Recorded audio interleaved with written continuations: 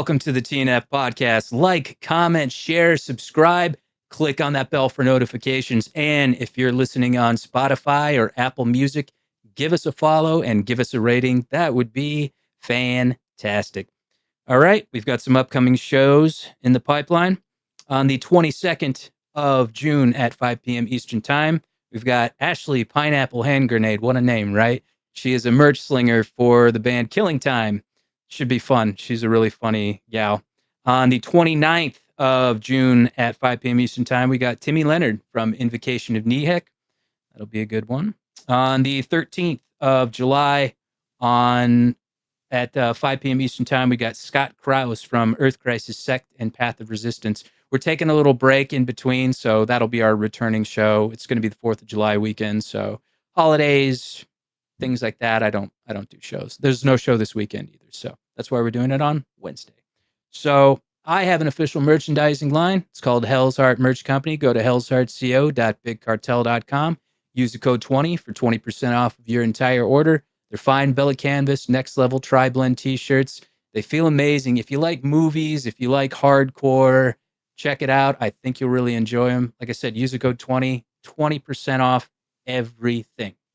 All right, so my next guest today, I have actually had the pleasure of seeing them. They played in Los Angeles a few years ago at Club Union. It was really great. It was actually my first time seeing them too. And it was one of my earliest exposures to the genre that is Krishna Core.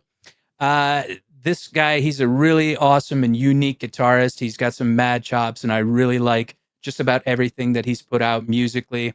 He's also an author. He did this little autobiographical account called Trainwrecks and Transcendence about his foray into his musical projects and also into the Hare Krishna movement. And he's also an astrologer. He does readings, Vedic readings. So if you're interested in that, maybe something to consider. But ladies and gentlemen, without further ado, Vraja Kishor Dāsa, a.k.a. Vic DiCara. Now it's getting colder.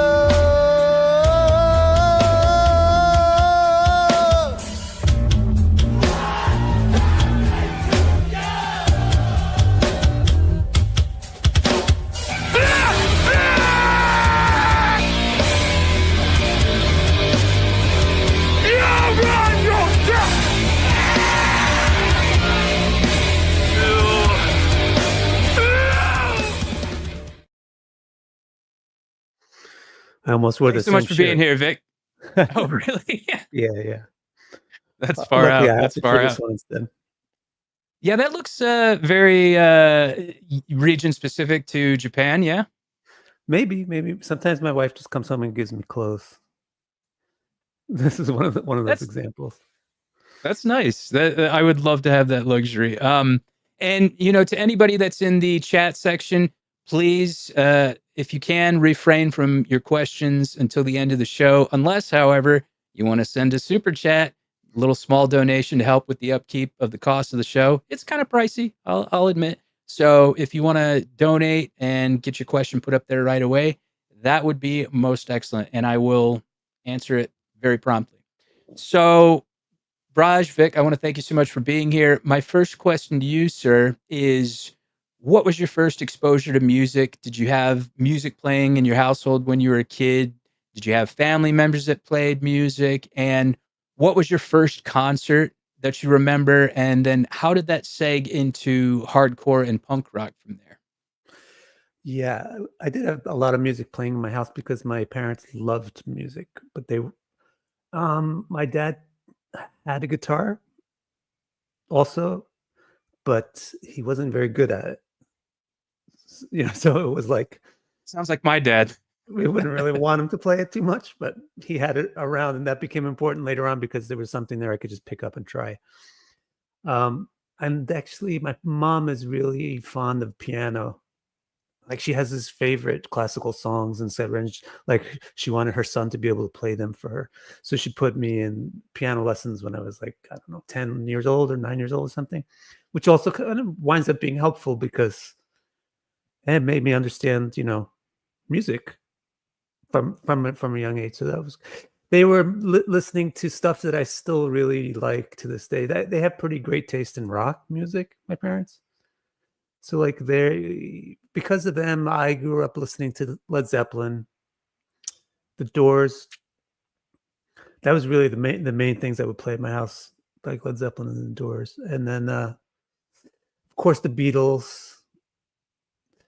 And then like they were also into the more modern stuff that was going on in that late 70s and 80s. So like I would hear Kraftwerk and I would hear like Devo, and then I got a crush on Blondie.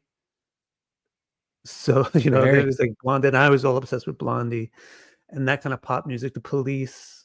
I really like that kind of stuff. But I didn't go to a concert forever. And I think in my whole life, I haven't really gone to a major concert. Maybe one or two that I barely remember, but I wasn't the kind of guy that like went to Metallica shows or anything big. My only shows were like small hardcore shows in small venues. So I think the first one I went to was like very small venues on Long Island. Like they wouldn't even have a name, but there was one called Right Track Inn. People from Long Island might remember that. And there was local bands. Yeah, technically maybe my first hardcore show or my first show was a battle of the bands at my high school. Because Tom Capone had a band that entered the Battle of the Bands that was basically the seed form of Beyond. And that was my first exposure to that kind of music. And they just like kind of when Fear went on Saturday Night Live, they like brought kind of a audience with them, so that they had the whole package of stage diving and moshing and everything. And it was just, they literally got banned from the Battle of the Bands because of that, because they interpreted it as they were starting a riot or something. They were starting a fight. But I was blown away. Yeah. So then you started playing in Beyond. That was sort of like your proto band whenever you were in high school? There was a few steps to that because I didn't, all I knew how to play was piano. But then all of a sudden I saw these guys playing this incredible music. And also Tom was like the guru in those days. Like I can't really overstress enough how much of everything came through Tom Capone into the Long Island scene. Like he gave us everything, like every idea, every exposure that we had, from like metal to straight edge to vegetarianism to Krishna, everything was because of that guy. So yeah, it was like this whole new idea. And so seeing that, it was like I didn't know how to play guitar or anything. So then I was just like, maybe I could play a synthesizer in a band, in like a garage band or something. So I, there was all these garage bands around, and I was trying to play a synthesizer, and they were like, "Nah, see you later." And then they were like, "Maybe you could play bass." And my parents got me a bass, but they got me this goofy ass bass that was like looked like Gene Simmons like autograph model or something. And I was too embarrassed to even like play it. It was like ridiculous. So then, because my dad had a guitar lying around, and I just was like, let's see how this thing works. I just put on Master of Puppets, picked the simplest song on there, and just tried to make it happen on the guitar, and it did. It was kind of like easy, like past life memories or something about stringed instruments, that it was just like, yeah, this is simple. And I was playing along with the record. And I was like, this is great. I can do this. And then I got in bands that were just like not Beyond level bands, even when Beyond was still like a high school band. This was just like bands, ridiculous bands. But after a while, in a small scene, like a high school scene or something, there's not that many people involved. Word gets around, there's a guy who knows how to play guitar. So then I wind up in a band with Alan Cage before he was in Beyond. And then that band wind up melding with Beyond. So me and Alan Cage from that band melded with Kevin and Tom from Beyond. And then we became the Beyond that people know about. You said that Tom was kind of like the first exposure to Hare Krishna for just about everybody in that area. So then that would have been your first exposure to it as well then? Yeah, because he was interested in everything. Like he was like really hungry for ideas and very open-minded and in a sense very needy and like really like passionately searching for some meaning in his life. And when we would go to CB's, we would always visit Bleecker Bob's before we would go into the show. And Bleecker Bob's had like a zine section as well. Bleecker Bob's was the record store that was like for the scene. It was close to CBGB's. And then there was this fucking weird looking zine out there that just caught his attention. It had a picture of a cow killing a man. But the cow had a man's head and the man had a cow's head. So it was like, what is that? I've never seen anything like that before. Tom is thinking this, I'd never seen it. I was just looking at records. He was looking at this thing and he got it. He bought the zine and then he was like, Vic, you got to check this out. This is really cool. And it's totally your style. You'll be totally into this. Right. And then for a while, both of us were like equally interested in Krishna consciousness for a short while. And then obviously I got way more interested and he got interested in other things as well. But it was because of him that I picked up that zine and got, like, somebody told you you're going to, like, if somebody recommends a movie to you, you kind of pay more attention to it. So kind of because the recommendation was coming from him, I was like, yeah, I probably am going to like this. And actually I had one previous exposure thanks to the Chromax because they did a interview in Thrasher. And I was a skater before that. So I was like, this is cool. I don't know what this is, but this sounds cool. I like what these guys are into. And then when I got that zine, I was like, oh, okay. Now I can finally find out what these dudes are really into. Did you ever catch them back in the day when they were playing in the city? Nah, I like missed all the good stuff. I never saw Bad Brains. I never saw Chromax. I did see Chromax later on when it was no John Joseph, like 1993, maybe too, but maybe Best Wishes tour. It was pretty decent, but it wasn't like that magical era. Yeah, that was definitely something that we'll never ever get again, unfortunately. Yeah. But I kind of missed the boat. I tell people this story on the show. Like, I missed a boat on a lot of the Rev bands, Inside Out. I missed the boat on Gorilla Biscuits, all those bands. I got to see some of them later, but I honestly wish that I had grown up in that era. And you do what you can. You go see reunion shows and whatnot. And so, with Beyond, what was kind of like the response with you in the Long Island and in the New York hardcore scenes? Were people super jazzed on it? And then kind of where did you take it from there? Did you guys do any sort of nationwide or world tours or anything like that? It was an interesting thing because at the time, New York City hardcore was in one sense picking up. That was like the Youth Crew era, like where the Youth Crew was like beginning. It was like 88 or 87. So in one sense it was picking up, but in another sense it was really becoming boring. In New York hardcore was super uniform, literally uniform. Like people were literally looking exactly the same, like wearing a uniform.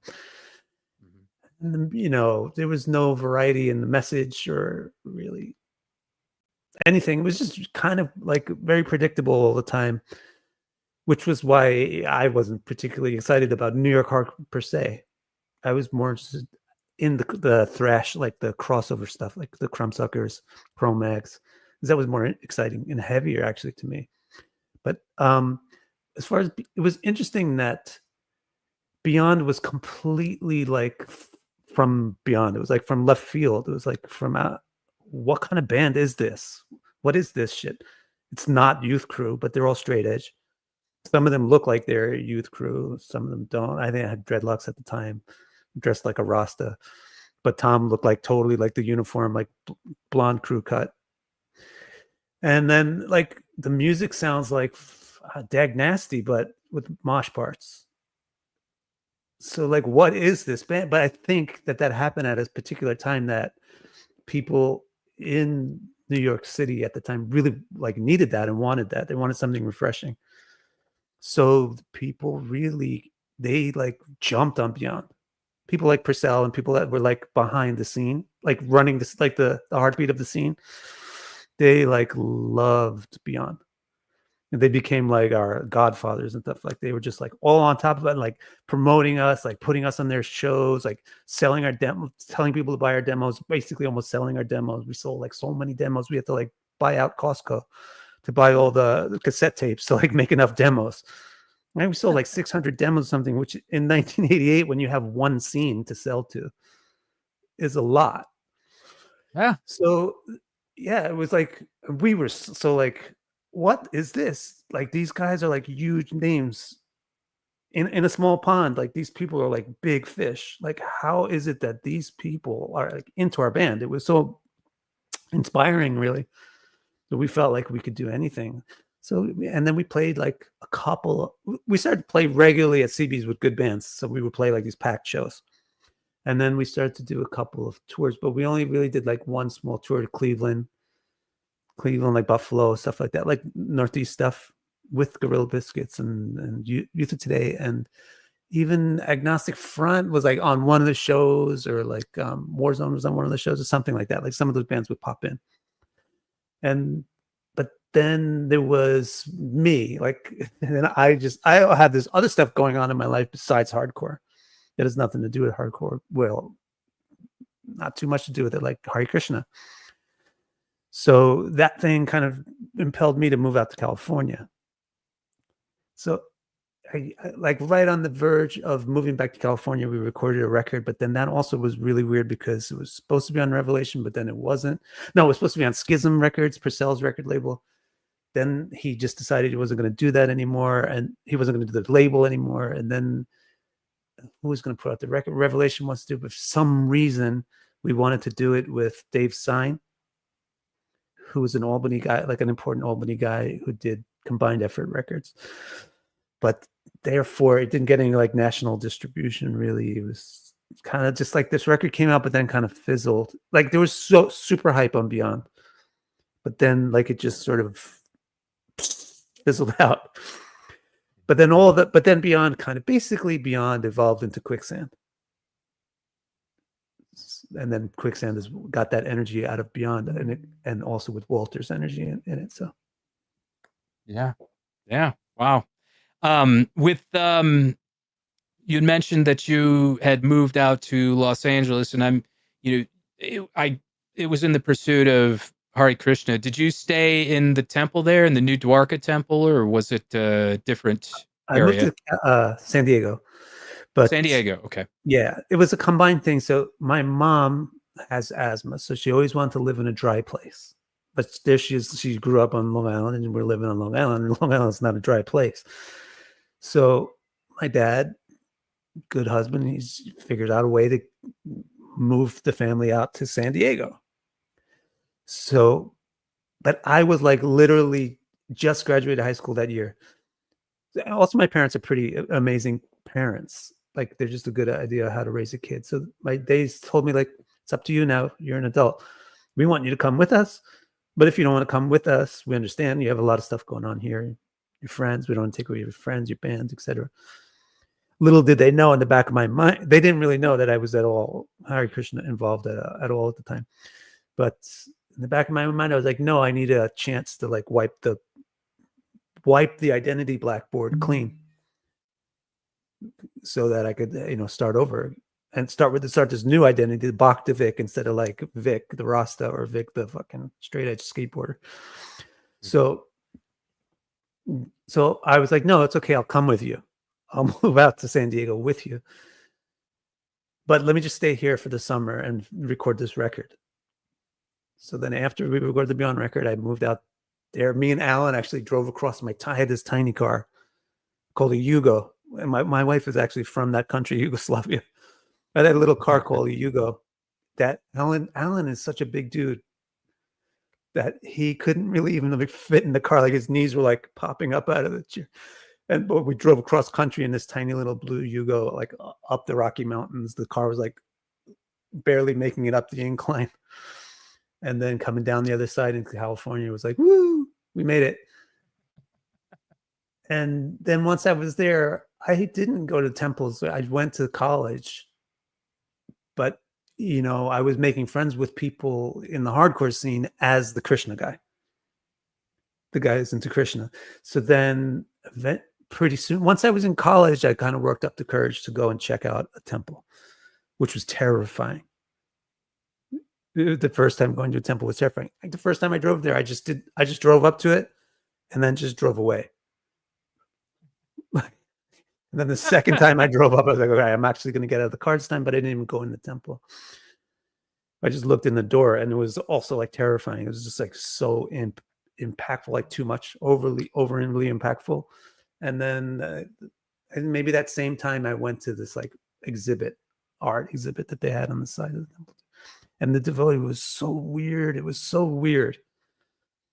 But it was like undeniably, it was too weird that it was like amazingly great. That kind of thing. Yeah. I had a similar experience in that I went to a temple. There weren't the deities.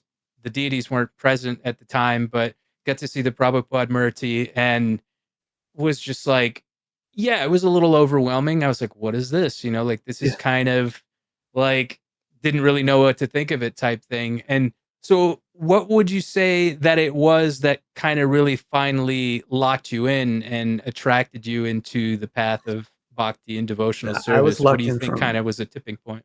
I was locked in from the beginning. I was already locked in. I was locked in from the first time. Honestly speaking, I was locked in from the first time I saw the Chromex interview in Thrasher. I was like, I need to find out more about this. When actually I was locked in, when Capone gave me that fanzine, there was a particular article in it that was, I can even tell you the name of the author to this day. No, actually I forgot it. But if you gave me like a couple of minutes to remember, I would remember. That's how impactful it was. The name of the article was Karma and the Origin of Evil. So this guy, he explained in this like simple 3-page article, this dude gives like a rational explanation for why there's evil in the world, but the world itself isn't evil, and God himself doesn't have to be evil for there to be evil existing. And it just impacted me so much that somebody could do something that I thought was impossible, like something I thought was impossible to explain, that you would just have to argue about endlessly, or just a bunch of different people's opinions. This guy could actually lay out a logical syllogism that just makes it irrefutable. It impacted me so much, and it also gave me the courage that these guys aren't just a cult. Maybe they are a cult, but it's not just a cult. There's something really here, you know? And then I had a similar experience later on, even before I had moved out to California, because of the Chromex originally. So Alan had gone to see some Chromex shows back when they were still Age of Quarrel, and they had these book tables with Prabhupada books, and somebody gave Alan Cage an Ishopanishad, and Alan Cage read like 3 pages of it and underlined a bunch of stuff about caste system and the Varnas and all this shit, and was like, this is bogus. Like, this is like the opposite of what I'm into. I'm into social equality. What's this caste system bullshit? So he just threw the book at me one day. He said, you like this kind of crap? Like, not violently, but like, you know, tossed it to me as a friend. He's like, you like this kind of crap? You'd probably be into this. I'm not into it because it supports a caste system, which it doesn't, of course, but you know, it's where you could get that first impact. So that book also was a similar thing. Like what was going on in that, and if anybody gets to read an Upanishad, you see it's like, it's just logic. It's just questions and answers, and there's just logical questions and logical answers. And I was just like, what? How can religion be like this? This was the problem that I had with religion in the first place, is it has no sense to it. It's just traditions. It's just myths. It's just, but this just like blew my mind. What this is completely the opposite. This is what I wanted the whole time. So I was already hooked. It was just a question of when was I going to get over the fear, and how much of a problem was it going to be that they were a cult? How much was that going to interfere with me getting the, you know, like if you have like an ice cream that you really want, but it's in a refrigerator that's packed with junk, and like you have to search through the junk to get to the ice cream. It was like, you might give up on it if the refrigerator is too disgusting. But if the refrigerator is reasonable, you're going to suffer through the rest of it to get to the ice cream. So that was the only question on my mind, really. Yeah, the Chromex did it for me too. And like you had mentioned with the artwork, when I saw Best Wishes, the Nrsingadev artwork, which I have a huge tapestry of, Harley actually did some tapestries of it years ago, and I ended up purchasing one. And I love that artwork. I love it. It's so... I was completely like enraptured by it. Like I love that aspect about it. And it's funny because whenever people are like, well, aren't the Krishnas supposed to be non-violent? I'm like, have you seen our artwork? Are you kidding me? You know, like it's just, and the Bhagavad Gita takes place on a battlefield. Like, come on now, so it's always funny to me, people's like kind of misperceptions about the philosophy and whatnot. And so you were in San Diego, and I'm assuming you started attending the temple regularly there. Did you actually live there, or were you still with your parents? And then kind of how did that seg into the creation of Inside Out? I was in a university, Polytech, Cal Poly Polytech, like Cal Poly Pomona. I don't know why I was there. Like, you're supposed to go to like a college fair when you're in high school and pick a college. I literally walked into the college fair, walked straight to one college, picked up the brochure, filled it out, and then I left. Like, I didn't choose like a college or anything. I didn't give a shit. And like, because it was like, if you know that you're not going to be happy, no matter what the situation is, you don't care about choosing it. So like, I did not fit into society, and I knew I wasn't going to be happy, like getting something that college could give me. So I didn't really care. Well, I just went to the one that was from California because my parents were moving to California. So I wound up at this Polytechnic university thinking I'm going to major in music. Polytechnic is like for like, I don't know, architecture or like engineering and stuff. So anyway, there I was in Pomona, right? Living in the dorm. Also, like, I moved out to be with my parents, but I kind of didn't want to still live with my parents, so I lived in the dorm. Somehow they didn't care about paying that extra money for that. And then I just get a phone call one day. In those days, there was no cell phones. There was no, I don't even think there was email yet.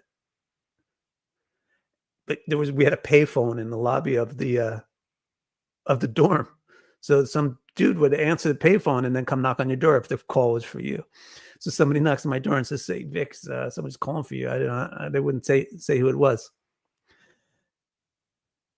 And Kelly Leonard's here. Hey, Kelly. and so I answer the phone, and somebody goes, "Hey, is this Vic DiCara?" I'm like, yeah, what am I? Like, I'm thinking, like, am I in trouble? What is this, the IRS? Like, what is this dude? Like, who says my full name, first of all?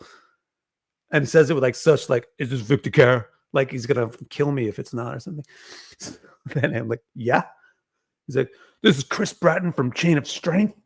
We got in touch with you," like, so like formal, like we got your contact from Tom Capone when we were touring in America with Beyond. When we were touring in the East Coast with Beyond, we'd like to rehearse with you. Blah blah blah. I was like, okay, this is really cool. Sure. So because of that, I don't know why Chris was so weird, but he has that weird personality sometimes where he like overdoes something.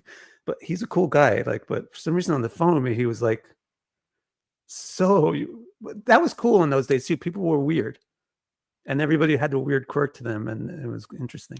Anyway, I went to practice with those guys to actually try out for Chain of Strength, which would be hysterical if you could imagine a guy like me. Like, I'm anti-youth crew. Like, I'm not posse. I'm not anything like that. You can imagine me. And as soon as I showed up at the rehearsal, they were like, "Yeah, this is not going to work." As soon as I opened up my guitar case, they were like, "Okay, maybe there's another project." But who was there was Alex Barreto. Alex was in the band. He was drumming.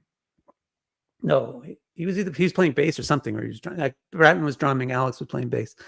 And Alex was like, after we were done, he was like, "Dude, there's this other band though. You would be perfect for it. It's Inside Out. And let me just talk to Zach and then I'll get back to you." And then also at the same time, Chris and Ryan were like, "Yeah, this isn't going to work out with Chain of Strength, but dude, there's this other band with Dave Smalley." They were like planning to do a band with Dave Smalley. We even wrote the songs, and Dave Smalley even showed up for rehearsal, and he heard the songs. He's like, "See you guys later. You guys suck." Or something like that. He's like, "Yeah, I'm not into this. See you later." I think the songs that we wrote were like Dag Nasty songs. He was like, "I don't want to fucking do Dag Nasty again. See you guys, let's do something new." So anyway, there was no Dave Smalley band, but instead there was an Inside Out. That's how that happened. Many people know with Inside Out that Zach De La Rocha of Rage Against the Machine was the front man. And that was honestly, as a kid growing up in the Midwest, that was like my first exposure to not hardcore, but heavy music. And as I got down the road, I realized everybody was like, listen to Zach's old band Inside Out. And I was like, whoa, this is really awesome, you know? And like, I kind of opened a whole new world for me because I didn't even realize that my connection to hardcore was like that off by a degree of separation, you know? And like, you know, in your book, you had mentioned that you and he started going to the temples and, you know, seeing lessons there, and that he kind of shied away from the philosophy while you kind of kept on the path. What do you think it was that he wasn't into? Do you think it was more like the, you know, the social justice and political stuff that he was more attracted to, and that was just kind of off-putting to him? Yeah, it's not really like he was going to the temples with me or anything. Like it was just that once we were in New York to do the tour with Shelter, we went to a couple of temples together. But he was interested in finding out about Krishna consciousness from me because I'm his friend and I'm into it. And he liked what he heard from me. And so he's like, yeah, I like this. Let's make this, you know, this, I can sing about this. I can get into this. And I don't know. I mentioned this also with the interview that I did with Norm. Like, there's different phases in my career with Krishna consciousness, like, and hardcore. Like, in the early phase, there's like in the Inside Out phase, it was Krishna consciousness, but it wasn't ISKCON. It wasn't like preaching. Then there was like the add Ray Cappo to the picture, and then it changes to like ISKCON and preaching. And then get rid of that, and then it became 108. So it's like those three segments. So Inside Out really was Krishna consciousness, but it wasn't like Hare Krishna, you know. I didn't know that, actually. Zach was totally into any philosophy that I had. We were totally on the same page with philosophy, but you know, he was not interested in anything religious, any kind of social religious thing, because he had bad experiences growing up with his dad, and you know, and even if he hadn't had that, there's plenty of valid reasons not to be interested in organized religious social structures. They're fucking annoying. But so that was the thing. Like, what happened was I started to gravitate more towards Shelter and Ray and get more under his wing, and that was making me more like ISKCON and this particular movement, this particular social thing of Hare Krishna that Zach wasn't interested in supporting or being a part of.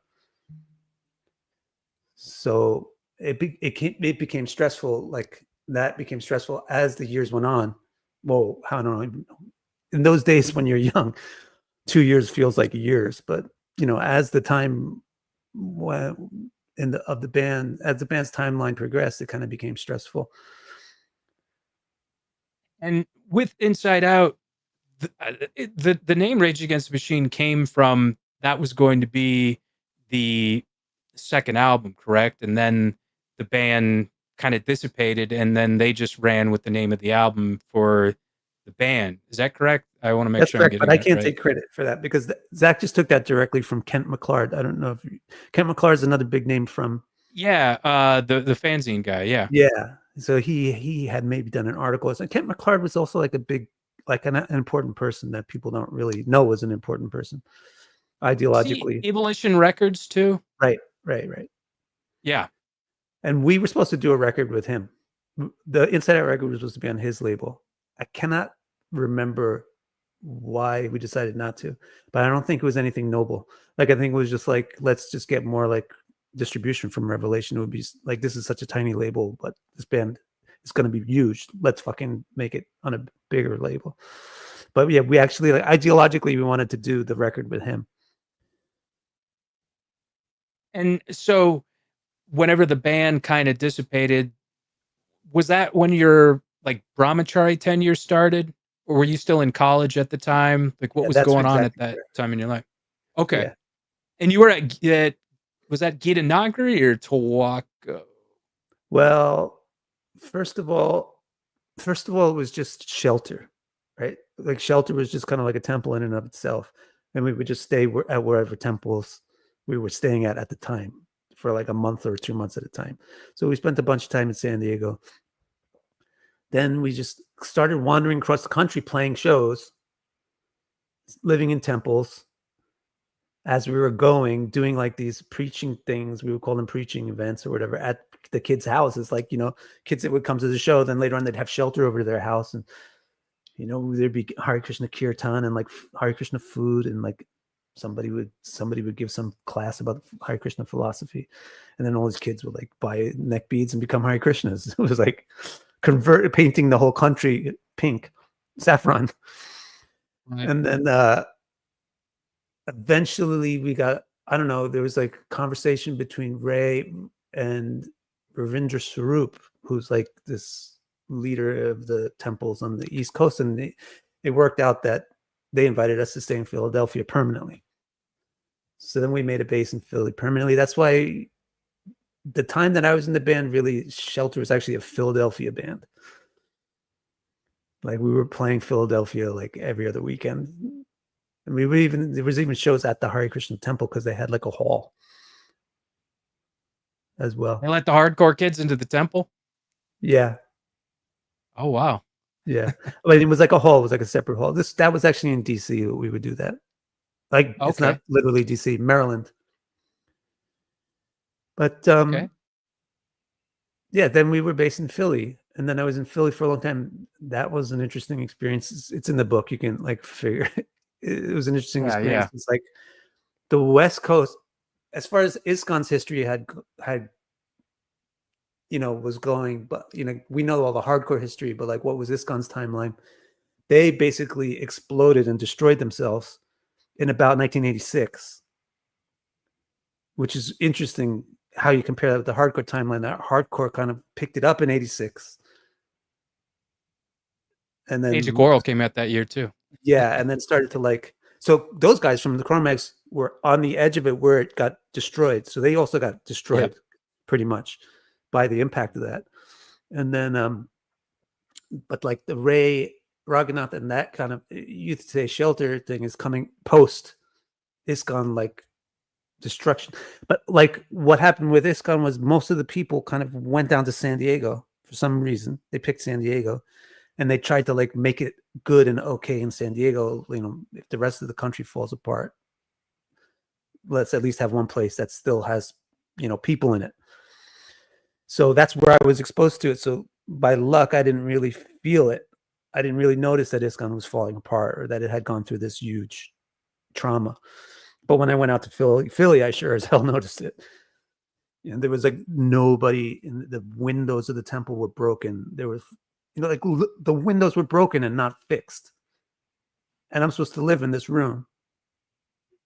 You know, there's pornography stashed in the bunk beds. There's a dude walking around with a fucking crystal taped to his head. Walking around all this. It was just fucking nuts. It was so absolutely crazy. But it's the shit that you would tolerate to get, you know, Krishna consciousness. And then, you know, and that was also kind of the magical thing about Shelter not in the hardcore world, but in the Krishna world, is like, holy crap, man, we could transform this.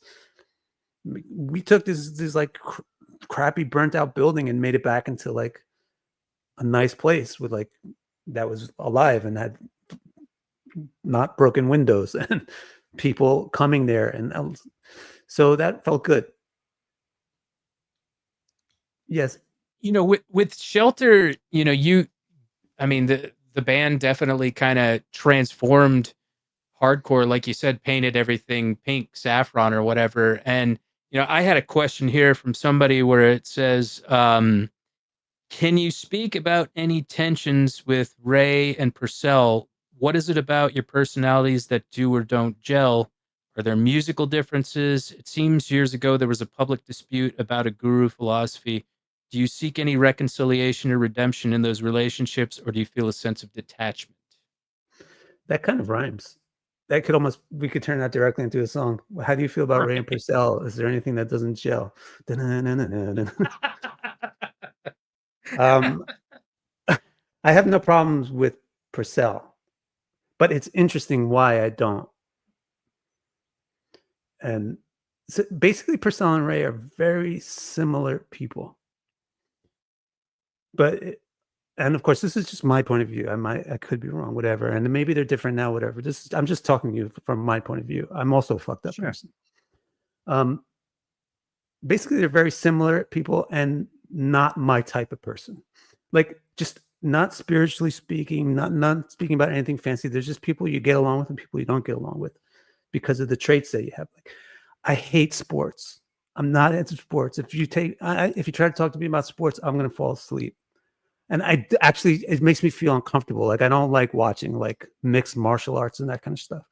I don't want to fucking watch football. I don't want to see it, but like, that's not too common for men really. And then even like Purcell and Ray, they're like way into that. Like I would just characterize them as like the athletic type.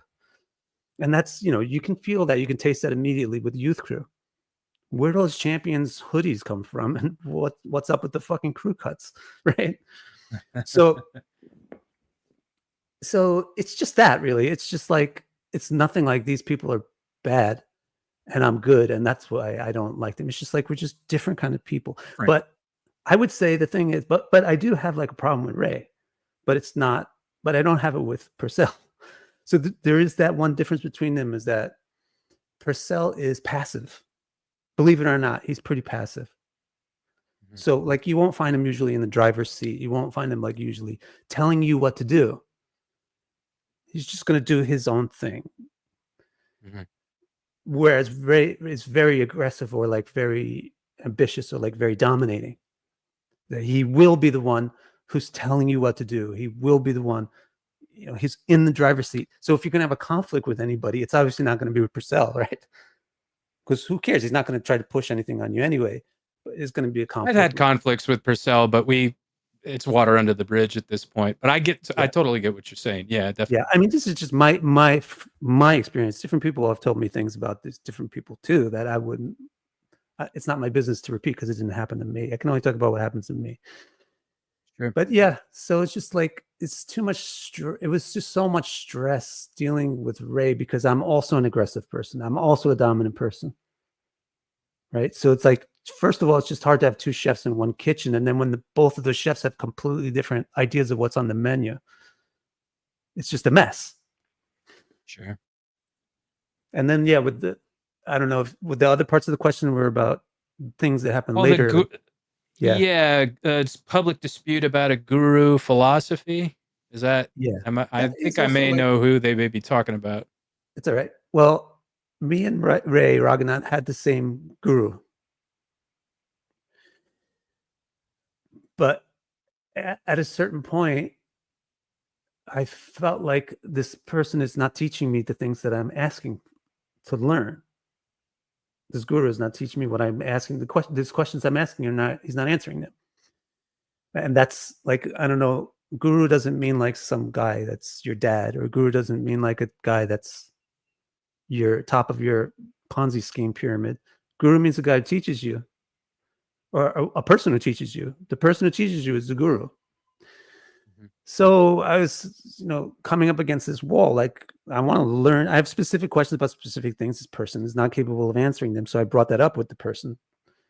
And they're like, it's all right if you find a different teacher. Find a different teacher. Right? So I was like, okay. So I found a different teacher that could teach me the stuff that I wanted to know and explain the things that needed explaining. Well, it has absolutely zero to do with Ray Capo. There's nothing, none of his business, literally. But he had to make it his business because it's his guru. So that's the thing about Ray which is frustrating with him because he puts out a band that's very positive, and he tries to say messages that are very positive, but it's very frustrating when you actually deal with the actual person. I don't dislike Ray, and I do dislike him, but I don't dislike him in a sense of like wishing him any harm or like, anything like that. I wish him only the best, but like, it's just frustrating to deal with a person that's kind of hypocritical. So and why would you, he's just interested in the fact that I denounced his guru, and then he's got this whole yoga following, and he's got this whole thing. Like, it's going to impact. How is it going to impact on him? That's all he thought about, is how is it going to impact on him? As far as me, am I a friend? Am I a guy that sacrificed my life to like help him with his mission? Yeah, but yes, I am. But did that make a difference? Not at all. Didn't give a shit about what I was going through. Was it a good move for me? and he just gets it publicly out there and like, this guy is wrong. This, this is bullshit. You can't do that kind of thing. You can't denounce a guru. Bro, your guru told me to do it. And why is it even your business? It's none of your business, right? So there was that kind of thing. Like he's making a big stink that like I'm not a follower of his guru anymore. You could have just wished me well and said, bro, I hope you find good, I hope you grow in that new relationship. That would have been something positive to say. So that was a letdown. And then, seek redemption or something. Seek. The other part of the question was like trying to forgive the thing. Yeah, I mean, I've tried to, last time I saw him was in California at the Revelation Records, whatever anniversary thing. I was there actually. Yeah. Yeah. I saw him in that the was hotel. In like 2016 or 17. Yeah. Something like that, right? There was some hotel down the street. I was there with my parents. It was like a nice ass hotel. Like, Chris Bratton's wedding was there. It was the hotel where Chris Bratton's wedding was. Oh, yeah, the Mission Inn or something like that. It's some fancy hotel. Okay. So I'm there with my parents. And then Capo comes in and he's checking in at the thing with his bead bag. And I'm like, hey, man, what's up? And he like completely ghosted me. And through the whole weekend ghosted me. I tried to I would like to be friends with why hold a grudge against somebody? But I'm so what can you do? I hope he's doing great. I hope he's I've had experiences like that with people in Krishna consciousness. Yeah.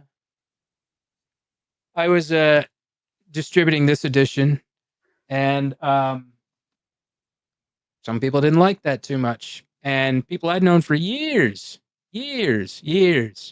just decided I didn't exist anymore. And I was like, yeah, it's hard. Okay. When people are not legitimately intellectual, it's very difficult when they deal in an intellectual system. So if you're not really a musician, right? But you're trying to be a musician, it's pretty awkward. Similarly, if you're in a philosophical movement, but you're not very philosophical, you can't figure out the syllogisms. You can't figure out the logical steps. You don't know the arguments. You don't know the source text. Then it's pretty awkward. And so the way that the people react, the people that are like that, the only way they can react are in these very awkward ways. I don't agree with you. I have no idea why I don't agree with you. You're bad. I have no idea why you're bad.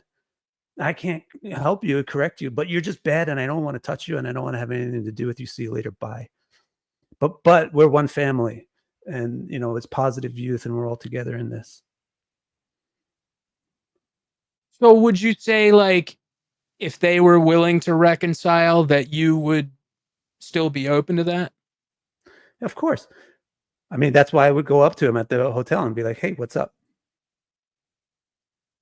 I'm 52 years old. Do I care about really? Does it impact me at all how somebody treated me when I was 24?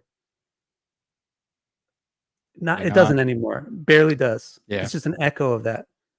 It's just, I don't care. I would rather not have ill feelings towards somebody. It's so funny because I've had disputes with people, and then I didn't talk to them for years, and then I reconnect with them again. And then I was like, oh yeah, that's why I stopped talking to that person and completely forgot about it, And so it was kind of refreshing actually to be reconnected on a level to where the old bullshit doesn't come up to the surface, So to be fair to Ray, it's not going to be easy to reconcile with me because, like I said originally, it's just like a personality clash that is nobody's fault. So it's not like we could go hang out and, have whatever the equivalent is of a beer, you can't just hang out and watch a fucking football game. Can't, right? Because I don't, that's not me. And he's not going to you know what I mean? So there's the culture problem, but at least you could be cordial or just, recognize some of your mistakes. I don't care. I don't really care, but I just felt that it was interesting that the question was asked. Because actually, to me, it was such a big part of my life in hardcore was this tension between Ray. and me, and like even not just Ray specifically, but Youth Crew in general. It was like always a big thing. And Alan Cage was like my first role model, really, more or less, of like, what the hell is Youth Crew? What is this garbage, right? But he's straight edge as anybody, you know. He was super straight edge and he was super into it, but he just hated that whole like crew cut, positive, athletic thing. So it's Right. kind of interesting that my artistic direction in hardcore was always kind of shaped by an aversion to Youth Crew and that thing, but yet nobody really has asked me to elaborate on that aversion. I'm glad we got to tackle it because, And yeah, that's really interesting. I didn't even know there was any sort of like real. I mean, I know people leave bands and, you know, whatever, but I didn't realize that there was any sort of tension or. well, it's not like a I wouldn't. Harley.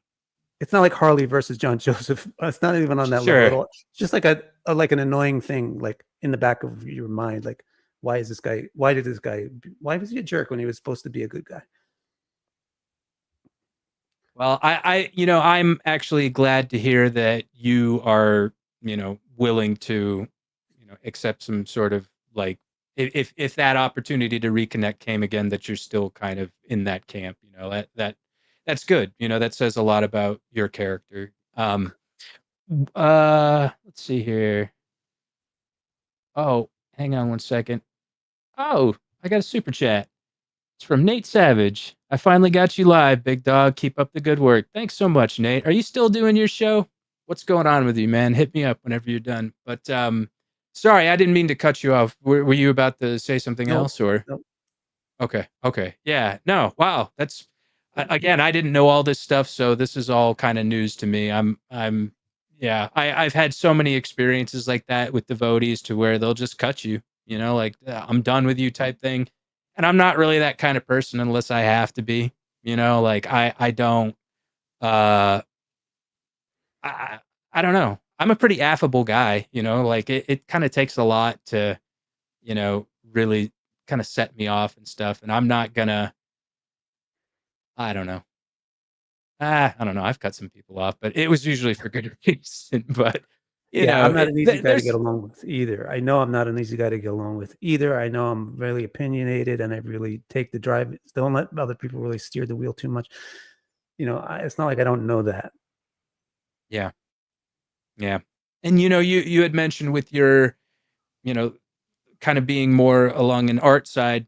It's interesting because Rob came on the show and he said you guys, and I think he was talking specifically in relation to Shelter, are like the art school kids, like, and I was like, oh yeah, that kind of makes sense, definitely. So that being said, Foundation of 108, how did you guys all come together after you had left Shelter?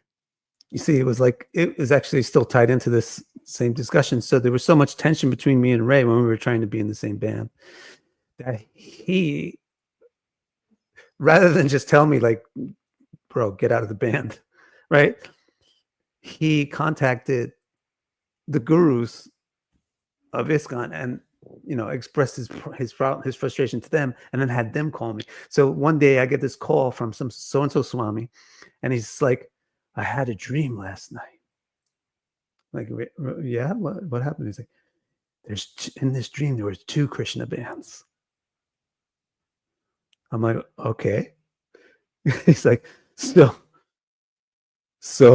I think that means you should start your own band. I'm like, okay, say no more, right? And then I hang up the phone. I'm like, what kind of comedy is this? Like, I'm in the Krishna consciousness because it's logical. I don't want to know about some Swami's dream or some mystical, shit. And it doesn't impact me at all. What I care about is I have like 95,000 riffs that I want to make a song out of. And this guy, Ray Kaplan, is not letting me make any music. Yeah, let me start a new band. That sounds great. So it was just like literally I walked out of the room where I got the phone call into the other room where I used to sleep, grabbed the guitar and wrote Holy Name. Not the whole record, but wrote the song Holy Name. Like just immediately, like there was that much artistic suppression going on that it literally took 0 seconds to write the first song, which is probably the best song on the record too. So I agree. So that's funny. That's how 108 formed. It formed from a Swami Wow. saying that he had a dream like Martin Luther King. That's far out. That's far out. And so you connected with like Rob and Kaylee and Triv and all them, and then kind of what happened from there. That was a problem also.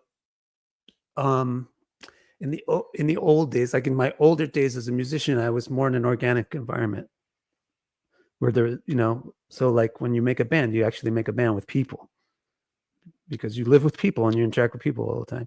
Whereas at this point in time, I'm very isolated. I live in a temple ashram. It's not a very organic social situation.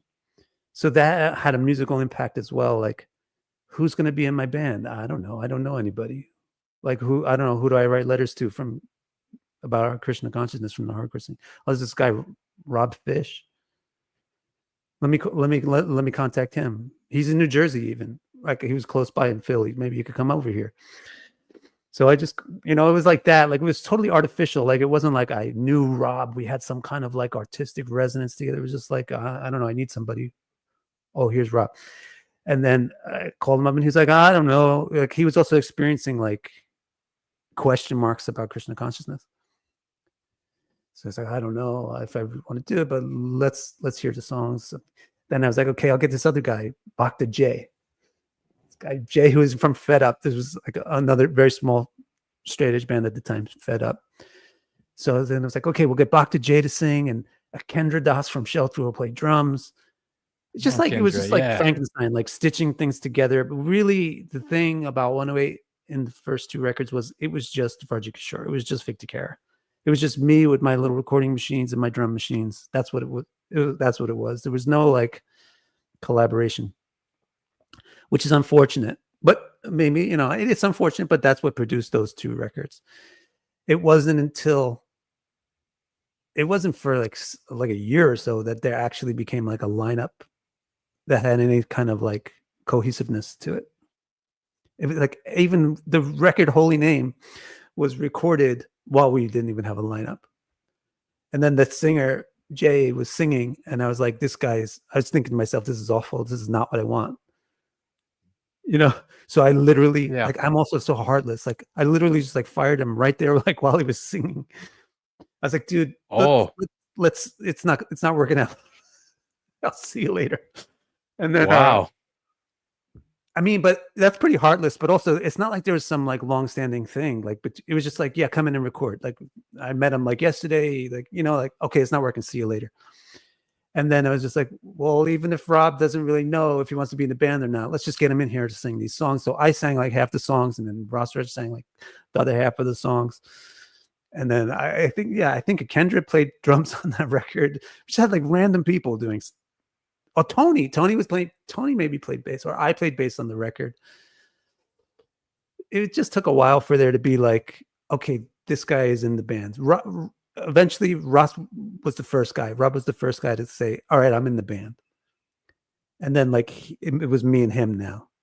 But it was like still, he wasn't doing much creatively. He was just performing what I was writing. And of course, like putting his whole everything into it. But the creative process was still like one-sided. It wasn't until Threefold Misery that the band started to get different and get past that barrier of just being like kind of inorganic, non-organic. I love that album too, Threefold Misery. Like I love the artwork to it. That's probably my favorite record of you guys. I think that it's just sonically it is very well rounded. Like it really kind of touches upon all the genres and does it in a seamless manner. Like I love the reggae breakdown in it. I think it's so like it's cool as hell, and I love seeing it live too because there's almost like this tension and release to where playing heavy and then it drops down, kind of like Bad Brain style, and it was a real kind of treat to see that. What were you guys kind of listening to at the time that really influenced the sound of that record? Well, as you can see now, like the reason why Threefold Misery is like very different compared to the other records is because it wasn't just a one-man show at that point. At that point, I kind of like wasn't as intense about I personally, my involvement wasn't as intense, and it allowed other people to come in and take the steering wheel a bit and move things. And especially, so like, for example, I think Ross Rudge even like started to write some lyrics at that point. And then then there was Trivicrum. Trivicrum is really the difference between pre Threefold Misery 108 and post Threefold Misery 108. And that's another guy that is like one of the most underrated human beings in the universe. And musically speaking, like if people realized how much of a genius Trivicrum Dāsa is, that guy would be one of the wealthiest artists in the world, because people would just be hiring him to produce everything. He's incredible. He's obsessed with sound. So everything about 108 sound and how it changed from Threefold Misery onward is entirely Trivicrum. Nothing to do with me. And then also the fact that we put him on bass was also really interesting. This is kind of like a Paul McCartney effect. Paul McCartney was a guitar player, but they made him play bass. And the same thing with Trivicrum. That guy can play guitar 50 times better than me. But we made him play bass because we needed a bass player. But that's great. Like when you put somebody on bass that isn't really just satisfied just playing what's normally on the bass, you get some really interesting stuff happen. So that also was an important thing. Like then all of a sudden his bass from Threefold Misery onward, all of a sudden his bass starts sounding weird and interesting and like doing this cool stuff. So it's all him, really. In my opinion, it's all Trivicrum, his influence. He attends the show pretty regularly, and he's up in the comments section. I've been trying to get him on the show. He says he's shy though, but hopefully we'll make it happen one of these days and can complete the 108 set. Yeah, no, definitely. I really love and appreciate the bass tones, specifically on the later recordings, like New Beat from a Dead Heart in 1861, which, there was kind of a period where you guys went into dormancy and then you came back with those records and they sound amazing. Like specifically New Beat. I think the production on that is incredible. So what was the impetus for you to return to the 108 project? Was it a New Beat from a Dead Heart? Quite literally? Was it like you just felt like you wanted to express some more and then put it out there to the world? A lot of hardcore music is motivated by pain and suffering. So like I was uncomfortable personally. Like there's pains and suffering in me that I felt like I needed a hardcore again. Or needed a way to like exercise these destinies that I had to exercise. Like you feel like you have a path. It's this dumb path. It's a bad path, but you still have to that you're going to walk this path. But that you have to do these certain things, and like you don't know it consciously, but it's like a subconscious driver of your actions. It just forces you to do things. So there was Trustkill Records. They did this, like, I can't remember the name of it, Hate Fest or something. I can't remember. They did some Hellfest. So they did that, and they invited us to play in like 2005. And people had invited us to do things before, but we hadn't felt like we wanted to. But at this point, it was like, you know what? I do want to do it. So because of that, we got together again to play that show. So the way that 108 tends to do things is like completely spur of the moment. So the show was going to be on Friday. So we got together on Tuesday and practiced 3 times and played the show. Like that's, but luckily the people involved in the band are able to pull that off. So anyway, we get together like 3 days before the show to rehearse. And then all of a sudden the show is canceled. It was that year. I think it was like the last year of Hellfest. He canceled it like that's right. Right on the day. And then we just wound up playing like some show, like some whatever shows scrambled together. But the thing was, getting back together with Triv and Ross made me feel like maybe I'm not completely an outsider to Krishna consciousness. Like I can relate with these people. And these people are into Krishna consciousness. So maybe it's still going to work for me. So it was like, I think I want more of this 108 thing. So we decided to not just make it a one-off show. Let's make a record. Let's make a new record. and let's tour with it. So then we had Death Wish for some reason liked the band and they wanted to do a record. It was out of some band that hasn't been around for years. It's not really ideal to make a record then, but apparently they liked us. So they put out our band and they put us in the studio with Kurt Ballou, who really knows what he's doing. He's also like a Trivikrama. So you put Trivikrama and Kurt in one package. If you don't get a good sound, you must really suck, you know? So luckily we got it, you know, it didn't suck that bad. We got some interesting sounds, but again, that's all Triv. It's like 20% Kurt, like, and the same thing I also wanted to mention for Threefold Misery. Brian McTurnan was the engineer, et cetera. And that he's also really good. Like, but he's a different kind of good than Kurt Ballou. Like Kurt Ballou will actually like influence the band's sound with his own ideas, which is cool because he's got good ideas, but it's different than a producer. Like personally, what I usually like from a producer is somebody that's completely transparent, just knows how to get you what you want. And that was the guy from Threefold Misery, Brian McTurnan. He just knew where to put a microphone to get it to sound the way that Trivikrama wanted it to sound. And it was also the beginning of Pro Tools. That was the first time we had ever seen Pro Tools before, was Threefold Misery. And the shit that you could do with Pro Tools was just amazing. You just punch in and out on these little small parts. So we were like doing that. We were exploiting that and having fun with that. So that helped also. So having a great studio and a great engineer is really important also to having a good sound. Yeah, and that album is so punchy. I love it so much. I go back and listen to it pretty frequently, just really based on the production value because it just sounds so crushing, you know, like it really does you guys' sound justice. I love it a lot. Thanks. You know, with the book Trainwrecks and Transcendence, I typically ask people like, what's your like most interesting tour story? And you know, you have a story in here where you were in India and there was a literal train wreck. And Yeah. I would say that's a pretty interesting story, regardless of whether it's in the context of a band or not.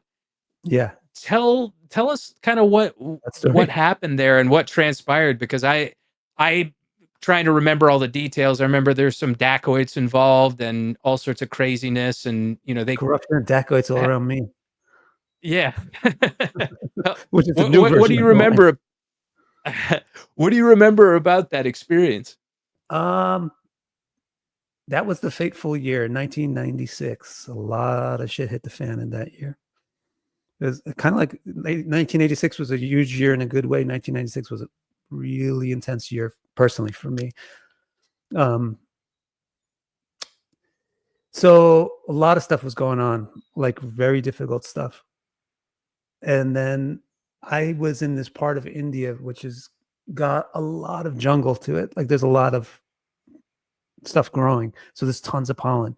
I'm so like, when you move into a temple when you're 20 or 19, you don't really learn normal things about life that people learn, like how to take out the garbage or stuff like that. Like what's allergies, like basic shit. You know, so like I didn't realize that I was just suffering from allergies, but the plants at that time were just, at that time in that place, they were just making me, it was literally impossible to breathe. Like I literally couldn't move. And also there's like the dysfunction of like the Hare Krishnas too, is like, you know, they'll just let that happen. Like there's just let a guy sit there and like, you know, give me a fucking inhaler or something. So, but eventually like somebody gave somebody an inhaler to give to me and I got an inhaler.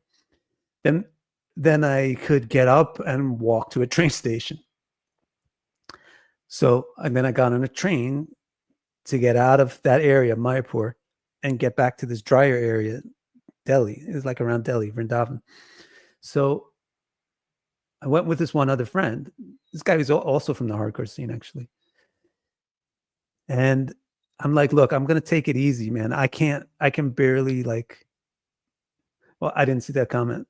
What did she say? Oh, she says, I fucking love 108. So she's great. She's been on this show. So I just thought to myself, look, I'm barely, like, I was like losing weight, like by the minute. Like I was like so weak. So I was like, I'm not going to like make myself do anything difficult. I'm going to get people to carry my bags for me. I'm going to get on a nice train with air conditioning, no struggles at all. So I get like the first class ticket and the great train, et cetera, et cetera, et cetera. I pull up on this train. We're sitting there. We're eating vegetable pakoras from, and chai from the wall that's going up and down. My favorite part of Indian travel is you get these amazing snacks. On the trains, they sell pakoras and chai, and it's just incredible. Anyway, we're like living it up. We're like really enjoying it. Then you go to sleep. Then I go to sleep, right? Top bunk right there. We got our own bed. Usually on an Indian train is not pleasant. Usually you will have like 15 people literally like on your shoulders, like they're just packed. So I got like this really expensive thing. I had my own bed. Nobody like, there was like a governor's wife was like, like high class people. Yeah. So in the middle of the night, all of a sudden the train just goes bam, and shakes, and I go flying out of the bed, like up in the air, boom, and then hit the bed again. And then all this weird stuff starts happening. Like the train feels like it's going into mud or something. Like it didn't. And then it comes to a stop and starts to, and then like the sparks were coming down then there's like this awful, like grinding metal sound with like sparks coming up the side of the train. And then the train starts to tip over. And I'm like, oh shit. Like, where am I? Am I on a bridge? Am I going to fall over into the gorge? Like, what's happening now? And then the train literally comes down to like this much of an angle, like 40 degrees or something. So people are like, yeah, we got to get out. We got to get out. But can you imagine trying to get out of a train that's on its side? You can't walk on the floor. And then right. I'm like, I couldn't breathe a couple of days ago. Like, I'm so weak. So like, I have to try to climb out of this train. It's like very. So then we try to like get out from the local. Like there's like an exit door right next to our bed, but it's like padlocked. I'm like, what the hell is this? Why is it padlocked? And I'm getting paranoid, like it's a terrorist attack. People are trying to they're going to come in here and kill us. And they padlock the door first. So I'm like, I'm telling my friend, like, grab that fire extinguisher, break this window, let's go. He grabs the fire extinguisher. He's like trying to break the window. I'm like, this is the only thing in India that does not break is this fucking window that I'm trying to break right now. It wouldn't break. We couldn't get out. And I'm like ready. I'm just like ready to get gassed by like some Muslim terrorist or something, because here I am on this Hindu train in India. So instead, some guys come in and they're like, not that way, come this way, in some broken English, and gradually like help me climb over the chairs. I get out and I see this train wreck. The train is literally on its side. The train track is literally gnarly. Like it's just ripped up and like went inside the train at one point. And there's like gasoline just dripping out of the bottom of the train. I'm like, this is still an emergency, man. This shit's going to explode. Like all those sparks, all this gasoline. This is not safe yet. Then I look and I just see all these Indian people. They're just putting up picnic blankets. They're literally putting up picnic blankets and opening up their tiffins. They're like little lunch boxes and having snacks. How can these people be so mellow? I couldn't figure it out. Then they carry some guy out on a stretcher because he died because the train track came in and impaled him in the two cars behind me. But everybody's just like eating chapatis. And then, did you witness this happen? No, it was two behind me. Yeah, I saw the guy on the stretcher, but I didn't see him. Oh, you didn't see it happen. Okay. Terrifying.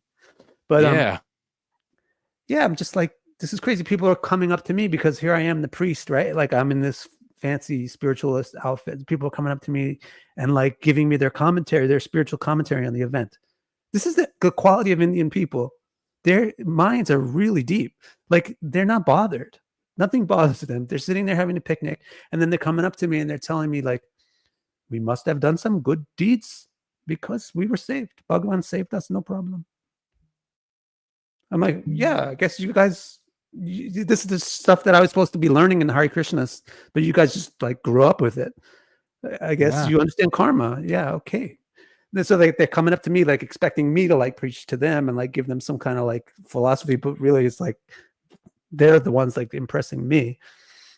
Then I'm like, you know what? I don't know what's going to happen, if it's going to explode. Some guy came up to me. It's like, Bhagavan saved us. We did good karma in past life, but maybe still it's bad because the dacoits will come in. The dacoits, they track this train. because all the rich people are on this train. Dacoits is the Indian word for like gangsters. Yeah. So like, I'm like, shit, they're gonna come, and I have stuff that they can steal. I have a laptop and stuff. So I just put my stuff down, put my like cloth over it, fall asleep on top of it. I'm like, whatever's gonna happen is gonna happen. If these guys can have a picnic, then I can take a nap. So I just went down and took a nap. And then when I wake up, there's a flashlight in my face. I don't know if if there's a shotgun behind it or what's behind it. Luckily, it's a police guy, which sometimes is not much better than a dacoit, especially in India. But luckily, it's a police guy who's there to like help us, and they put us on a new train, and they got us out of that. Wow. That's so intense. And, when I read the book, I was just like, what a crazy thing to go through. And, the fact that you were able to make it out alive and, relatively unscathed is great because, I'm amazed at the power of Krishna and how he can, kind of remove us from bad situations and whatnot. I've been through quite a few myself, and I only attribute my removal from said situations as being a result of the Supreme Personality. So, that's great. And, there's so many good stories in this book, and I was really, really happy to read it. And it's funny because when I had you, when I was having you on the show, I was like, man, I got to get that book and reread it again. And I packed all my books away, and I was like, I finally found it. And so I was like, oh, great. And is there like an audiobook format of it? No, I'm lazy. No? I'm lazy and like a little bit like too passionate. Rajaguna, like I'm too passionate. So like when I finish a project, it's done. Go on to the next project. Like, Yeah. So I'm, I could have done a bunch of things. For a while I was thinking I was going to do some other things with it, but it's like now it's a past project and I can't really get my attention to go back on it.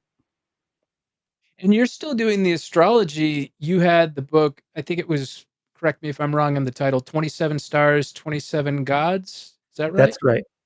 Yeah. Yeah. I feel like I bought a copy of that too, but it's buried within my stuff. So how did you kind of go along the trajectory of being an astrologer? I was dissatisfied with the rest of the work that I was trying to do. Surprise, surprise. Like I knew that since I was a high school kid. But then my wife just said, why don't you be an astrologer? No prompting, no lead up, no evolution towards it. But just because she had a very good experience with an astrologer when she was young, when she was like 16 or something, the Hare Krishna astrologer gave her a reading that like really had a positive impact on her. So she had a very high estimation of astrologers, and she thought I would be a good astrologer because I can, I'm like good at like, I don't know, explaining things to people. So she turned out to be right. Like, yeah, it was very easy for me to pick. It was like picking up the guitar was like, where did this come? How did I know how to do this? I don't understand how I know how to play this, but I'm playing it. Same thing with astrology. It like took me 3 days to just like get up to speed on what the system is. And then it was just like second nature. Like, yeah, I remember how this works. It was more like a refresh, like wiping off an old memory. So yeah, right away, it just like clicked. And I just started doing readings, and it clicked with people. And what I like about it is that it's a bridge into Vedic philosophy that it's not too much in your face. Like, it's not like you need to learn Vedic astrology. It's more like, here, learn about yourself. But the Vedic astrology thing, the Vedic part of it, the Vedic philosophy part comes through it.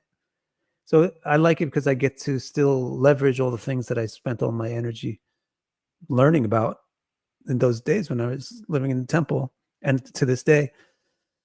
Plus, I still do that. I mean, I still like now. I'm translating the Bhagavatam. I'm up to the 5th canto. It slowed down when I got to the end of the 5th canto because it's very astronomical at that point. So I want to make sure I get all the numbers right. It has to. My kind of approach is it should be scientifically accurate. So it's a lot of work to figure out exactly what they're talking about. So I've been stuck on the end of that book for maybe 2 years now. But my plan would be to do all of that. And I've done a bunch of other things. I did Bhagavad Gita, did a couple of other translated some astrology stuff as well.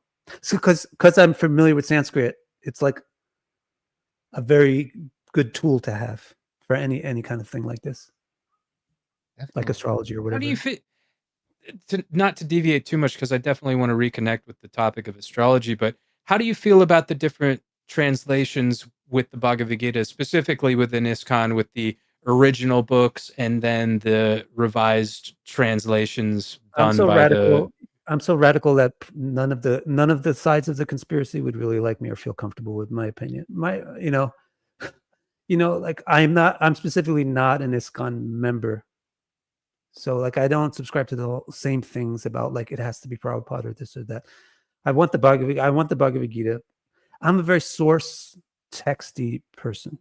And I don't give a shit about traditions, and I don't give a shit about the teachers that taught them. I want the original material.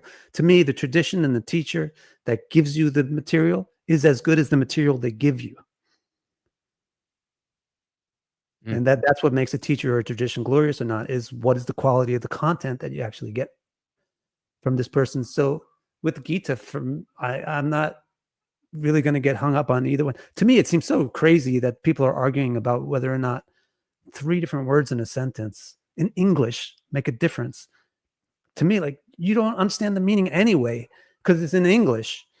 Get to the Sanskrit if you want to understand, that don't argue about these like English things that aren't precisely accurate anyway. If you want to have a real version of the thing, he gave That's you a good perspective. I never thought about it like that. I mean, Prabhupada took the effort to give people access to the Sanskrit. He didn't just give you an English book.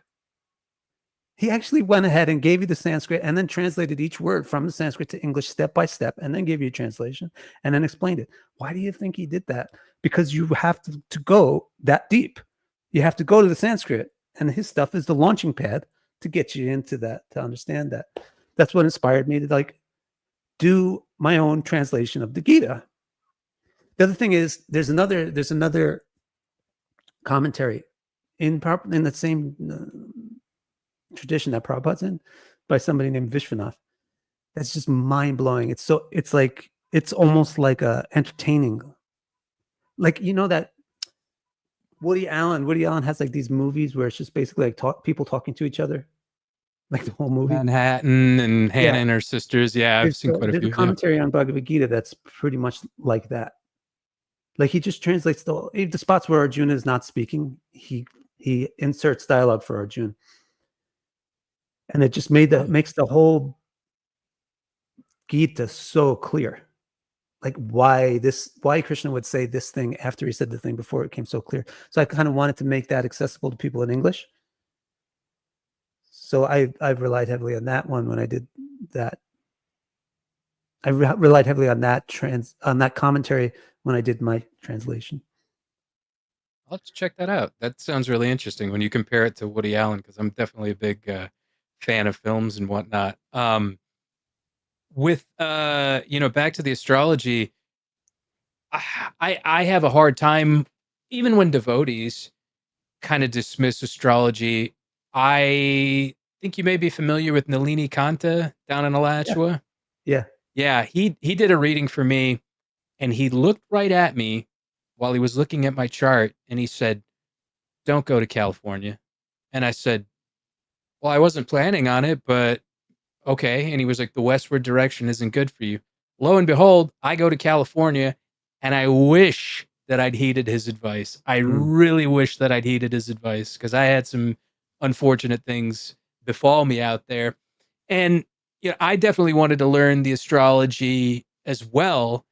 Is that something you do as far as like a teaching course, or how did you learn? Did you have somebody? Well, I mean, you said you learned it in like 3 days. So was that like, I guess it would have had to have been like a self-taught thing, but do you recommend going through like an astrology guru to be able to go deeper into it? That is the problem, is that, so if you want to learn psychology, for example, you can go to a university and enroll in psychology, and you're going to get a certain quality because the university monitors it and their standards and stuff. That doesn't exist for astrology for like the last 700 years or something. I mean, astrology became supplanted in Western culture by physics and chemistry, the other sciences took away the geniuses from astrology because they were more easy to logically work with than astrology. So then astrology descended into, I mean, astrology used to be the science, but Copernicus, everybody, Kepler, they were astrologers, Galileo. But then it descended into just this like coffee talk type of topic. Miss Cleo and shit like that. Yeah, because the scholarly, the intelligentsia abandoned it and went into different disciplines.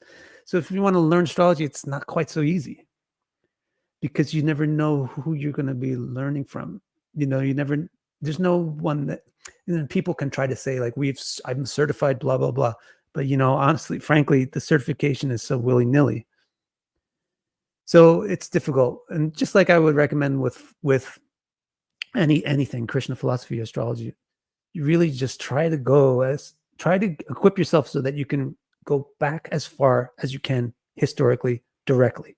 So like equip yourself with some familiarity with the languages of the source text so that you're not relying on modern people to give you these modern evolutions and transmutations of the original ideas. You can get to the original ideas. So I do my YouTube channel. Basically, that's all I'm doing on my YouTube channel is just explaining astrology to people. So yeah, I subscribe to your channel and subscribe to your channel. There's also another guy, KRS channel. Are you familiar with him? There's KRS is my astrology version of Ray Capo. Oh, really? Kind of, sort of. Oh, I didn't know that. Oh, People wow. will say, okay. Well, see, it's actually my fault. It's actually your fault, Vic, because no matter where you go, you always have this kind of problem, which is true, which is, not untrue, but it doesn't mean that the other person is also not still the other person. Sure. Yeah. No, you have a strong personality. I get it. I mean, when I was in a band, my personality would kind of go from strong to passive sometimes, and I would withdraw rather than engage, like that, to me, that just seemed to be like the easier way out. But then there was other times where I would engage, and I don't feel like that was always necessarily the best course of action. So I just try to stay kind of peaceful and serene. And I don't know, a lot of times I'd much rather, others, especially when collaborating, others kind of run the show. As I've gotten older, I found that tends to be a little bit easier. But I didn't know that actually. I've used his channel for reference before, and I've used your channel for reference before, but I didn't realize that was like so he's actually reached out to you or something, or you've had communications with him before? Oh yeah. Yeah. There was big happenings. I'm a big rebel, bro. No matter where I go. People do not like me when you're in the organization, when you're like the group oriented person and you're like the team player, that you don't like me. It's hard to like me because I'm always the guy that's shaking shit up and like not just accepting it because it's the way it's done, no matter what the venue is. I'm with you, man. I'm with you. That's the reason I got out of the military. Not a good didn't always take good direction. But with let's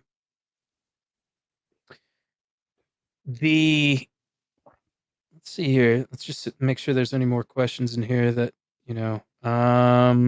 so somebody asked a question about the Aindra Kirtan Revolution. They said, was Aindra an inspiration to 108? What's your take on his book, The Heart of Transcendental Book Distribution? Any thoughts on his untimely passing? I have some thoughts. Whoever asked this question. Yeah. I mean, for people that don't know who Aindra is, he actually is in my book too. I talk about Aindra. Aindra was, so the thing that would help this audience kind of connect with who this person is. When I went to Vrindavan for the first time, I went with Ray. And he told me, wait till you meet this guy. This guy does kirtan all the time. Kirtan is like the Hare Krishna chanting thing. This guy does it all the time, 24 hours a day. This guy is the inside out of kirtan. So this guy is basically the inside out of kirtan, which is just like so emotional, right? Like this dude's kirtan was just like cracked, like compared to other people's kirtan, it wasn't even the same. It was a musical experience. It was a spiritual experience. It was an emotional experience. It was like being at a really good hardcore show, to be in this guy's kirtan. Not to speak that people would literally go nuts too. People were literally going off in these kirtans, like almost equally as you would at a hardcore show. Like, it was an incredible experience. And he's also like right up my alley, like personality wise. Like, how there's some people I don't get along with. There's some people that I completely get along with. And he's one of them. His personality type, my personality type, exactly compatible. I love the guy. So he's not a strong personality type then. Super strong, super opinionated, super deep, likes to be deep, you know, like he's passionate, but with a good heart and not selfish. The guy is not selfish. You know? So I love the guy. To this day, I love the guy. Is he an inspiration to 108? Completely an inspiration to 108. Is an inspiration to me completely. So then when he died all of a sudden in his room from a fire. People think, like, you might think, like, maybe it was a murder.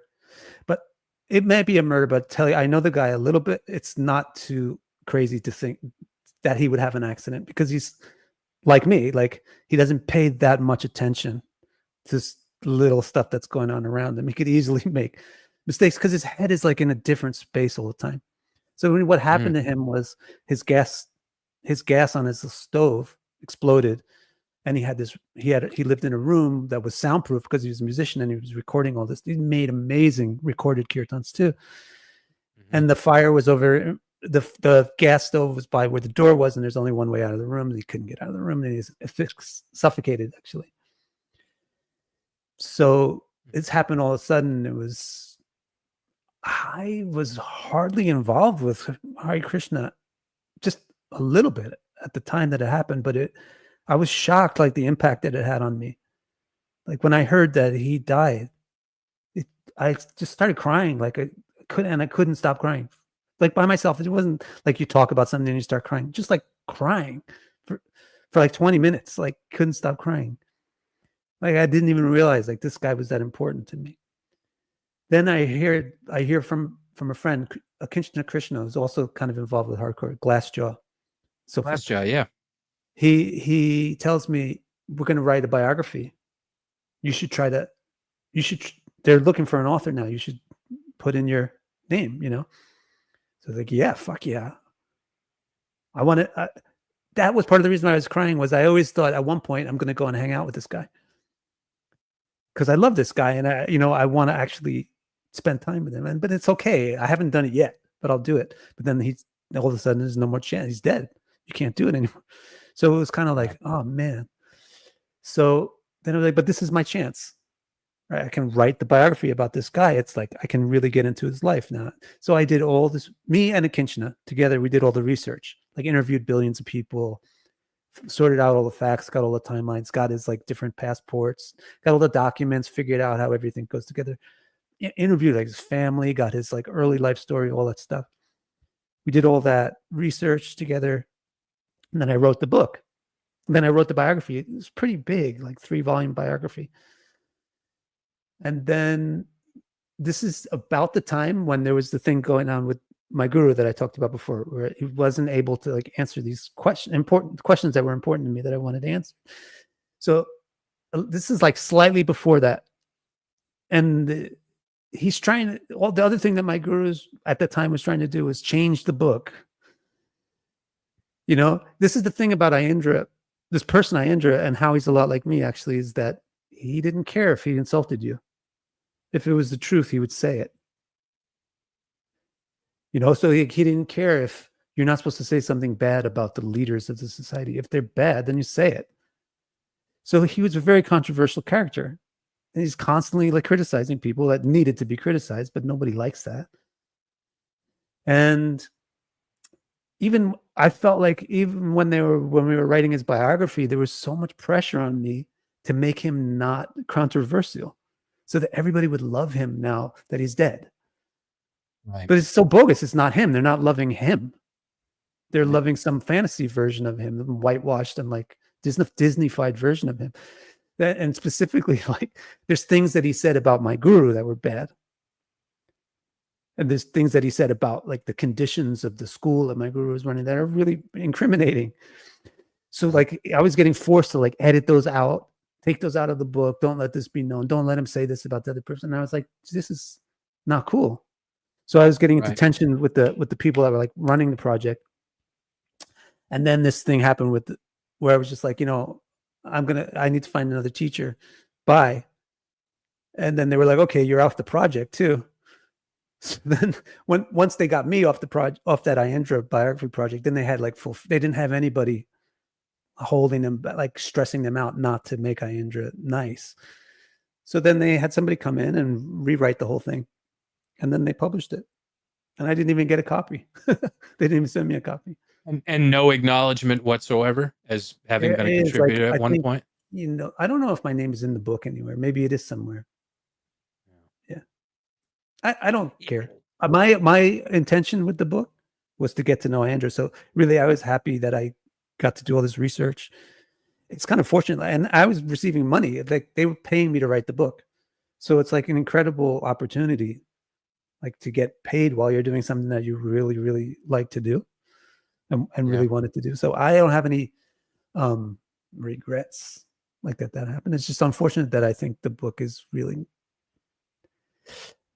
if you read this book, I don't really think, I don't know. I like my version of the biography better because I think it gives you Aindra without cutting his hair first or something, without making him look clean. More of a candid, raw approach. Yeah. I get that. And you kind of like I'm a big fan of Aindra too. And it's funny that you mentioned Krishna Krishna because when I was in the Temple of Gainesville, I have a hard time connecting with kirtan. I'm going to be honest with you because I find a lot of it, and people look at me like I'm defective. Like, are you crazy? Are you crazy? I love the stuff that is kind of out of left field, like the almost punk rock stuff of it. And when we would be in the temple in Gainesville, I would always talk to one of my godbrothers and I'd be like, yo, dude, throw that Akinchana Krishna on because that stuff is amazing, and I really love the passion behind it. And I guess that's probably because I, had an affiliation with hardcore. I don't like a lot of like melodramatic, like just really, I don't know. A lot of it seems very showy to me and performative. And I really like the fiery, just, I don't think I could think of a better word for it. Just stuff that feels like it's on fire and feels like it has passion and energy to it. Yeah. And in our defense, again, like I recommend like go to the source text, right? Go to the source text. Go and check out what kirtan is really like not in the 1960s hippie version of it, but go to India and go to like some 24-hour kirtan at Radhakund or like some totally deep in the streets place. It's not going to sound like mellow new age music. It sounds like hardcore. This bunch of old men in freaking diapers, like in Copans, banging shit together with barely an ounce of talent, hitting fucking drums like as hard as they can, and just like shouting and screaming. That's what it sounds like. That's what it's really supposed to, and that's why we liked it. Because I think that's why Krishna Consciousness actually could connect with the hardcore scene. Because really, it is freaking hardcore. Yeah. Unfortunately, like ISKCON is pretty hippie-ish. And so it kind of like you don't get that vibe directly. But the real, like the original version of it is really punk. Oh yeah. Yeah. I mean, I was ready to go and what is it? The name is failing me. I was ready. Okay. I was ready to go take Babaji initiation. I'd be like, if somebody wanted to give me Babaji initiation, I'd go and just live on the streets of India and just do kirtan all day and take rice and dal. Like I would love it. I would love it. But I feel you there. I can definitely agree with you there. I actually went to a non-denominational church, and when people were falling in the aisles, this was before I was involved with Christian Conscious, people were falling in the aisles and like screaming in tongues like that. I'm like, this is crazy. This is insane. I love this, Yeah. I could definitely see where hardcore kids would be drawn to that because it is different and it's wild. It's interesting. With Japan, what brought you to Japan? I mean, I know you said you were married. Was that kind of what brought you there? Was like family life? That was a major thing. Yeah. There's a lot of things that converged to make that happen. Anything interesting? It's just like one of the interesting things is that my wife's Japanese family here is pretty interesting. Because they're involved in Buddhism. They have their family runs a Buddhist temple, a Japanese national Buddhist temple. And for the first several years that we were here, the grandpa was still alive, and I loved this grandpa was like another kind of Aindra figure in my life. Completely different personality, but just like a guy that's so interesting and so inspirational. Just such a humble person. You know, he's like 90 something years old. He has all these like respects. Like everybody in the whole country is like giving him medals of honor. He's just the simplest guy, you know? Like I asked him, when you die, where do you want to be reborn? And he goes, I don't want to be reborn. I'm like, oh, come on, tell me the truth. And he goes, I want to be reborn in Vietnam. I said, why? He goes, the girls are beautiful. This 98-year-old priest. Like he's just so real, and he's just like so simple and not putting on a show for anybody. He liked me a lot. I got along great with him. So that was like a magnet. Also, like, let's come here. Let's spend some time. He sounds like a guy that would be fun to hang out with. In my opinion, Taiwanese girls are the best, but anyway, I digress. But what do you feel about Japan you really enjoy? Because as we had kind of talked about in the waiting room, you know, I spent a year there and I loved it. And one of the things that I really appreciated about it was just kind of there's almost a laid back aspect to it, even in a big city. Like I would frequent Tokyo pretty often, and everybody kind of keeps to themselves. And like when I'm not doing this show, completely introverted. I do not like go out of my way to talk to anybody. If I'm out in public, I just kind of like and at present I live in the South. There are people that'll just strike up a conversation with you, and I'm like, shut the fuck up. Like, don't talk to me. And I don't say that to be mean. It's just not in my personality to go out of my way to talk, you know? And I found that with Japan, the people were very just kept to themselves when they're on trains or public transportation, just very like, okay, we're going to get to the destination and then we're going to go and just very like very orderly, you know, and clean. Streets were clean. I loved that, you know, and nobody, you know, I lived in LA for 6 years. Nobody like shitting on the streets or anything like that. Like I really appreciated all those aspects. So what do you feel like about Japan you really appreciate, like the country itself? Yeah, I appreciate that as well. The mutual respect that people have for each other. It has that's another thing is the mutual respect and humility that's just expected of you as a normal human being is so much higher than what's expected from you if you're living in America. So it's kind of good for your character development to live here. For me, it's good for my character development to live here because I learned just kind of how not to be self-absorbed, obnoxious jerk as often. And then there's a downside to it, though. It's like I feel like Japan is the polar opposite of either India or Italy. So where India and Italy are very warm, chaotic. They're not safe places at all, but yet, and people are up in your face. But yet you make these like really deep relationships and you have these really warm experiences with people in those countries. If the opposite thing is in Japan, like people are giving you tons of space, tons of respect, you know, everything is super polite, but nobody gives a damn about, you know, how you feel. They don't want to hear about how you feel, but fucking cry. Don't cry. Don't cry. Just fucking go to work. Psychology in Japan, mental health therapy. It's like a brand new thing here. It's like they never heard of it before. Oh yeah, they're like just getting into like what you have a mental disability. Too bad. Just fucking keep going. You have a duty to do. But it's not easy. When you legitimately have a mental disability, you can't just keep going. Like you need therapy. Right. Yeah.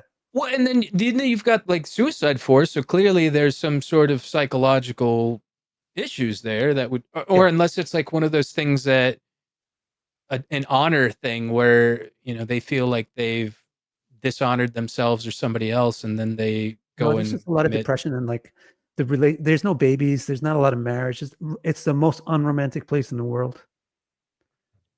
You know, it's so not romantic. It's not sexy. Japan is not Yeah, I sexy. never had a girlfriend over there. I Yeah. never did. So they're not getting married. They're not having babies because the population is declining. And it's really because of that. Like the culture is just so clean and orderly, and that there's no room for like these hot, messy, passionate emotions here. So it does have, it's got an upside. One of the great things about Japan is you could be a 17-year-old woman and walk down the middle of the city at night at 2:00 in the morning by yourself. You're fine. You have nothing to worry about. You know, there's no like sexual aggression is very low. Crime is very low, especially aggressive crime. But the culture has other problems. But personally, what I like really the most about it, because I'm like a myth head, like I love mythology, I love gods, goddesses, I love religion, I love philosophy. There's so much of that here. So interesting, like the Japanese mythology, like the really old Japanese mythology, Shinto, pre-Buddhist. It's so fascinating. It's all like right where I live, like there's all these little holy places associated with these different myths and stuff. And these like historical figures, like Himiko was like the queen of Japan at one period before it was patriarchal. She's right here, like it's right in my town. So, you know, and then there's like all kinds of culture, spiritual culture that's like everywhere in Japan. And then Buddhism is also pretty huge. Which isn't because it's because it's Indian based. Buddhism is Indian based. I can relate to a lot of the Buddhist concepts. I can have conversations with Buddhists. Like I can go up to the temple at the top of this mountain up here and just hang out with the priest. And we could talk about, I would know what he's talking about. He would know what I'm talking about because we have like a common Indic background. That's also nice. Is there any sort of Vaishnava presence there? Nothing, very, very nothing. Like Tokyo, there's an ISKCON temple.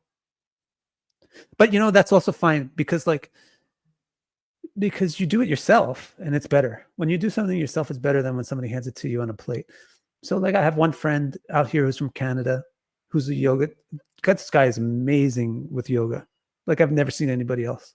And like a lot of my friends are like yoga teachers but this guy is like, man, this is incredible. Level. And it's not just the physical yoga. Like he's a Vaishnava and and the meditation, the mystical stuff of the yoga and the breath control and all that stuff, he's got that all down pat too. So I have him at least, and we do stuff together. I'll go teach at it. I'll go like teach, like, I don't know, Bhagavad Gita or Yoga Sutra or something at his yoga seminars and stuff. And, you know, for a while we were doing kirtans in the house. We'd have people. We made a lot of friends that way. I'll plan on doing that again. Now we have a big, huge piece of land because my wife inherited it from the family. It's out in the middle of nowhere, and we had to like demolish it and remove a jungle. And, you know, we still have to deal with like snakes and like poisonous centipedes and stuff. But we have this huge piece of land out in the jungle. So I want to build like a little small temple on there and have people over. That's beautiful. Man, I'd love to come visit, and I'd love to see some of these Buddhist temples. And I really miss that country. I really loved, like I said, everything that I got to experience. I was at the base of Mount Fuji, and because I, at the time, was a worthless drunk, everybody's like, let's go hike up the mountain. I'm like, nah, I'm good. You know, and I really regret. Right? Oh, God, yes. And they don't close until you leave. And we would shut those things down and walk out, and there would be bright sunlight hitting us in the face, you know. And my stomping grounds used to be Shibuya and Roppongi and Shinjuku and all those places. And like,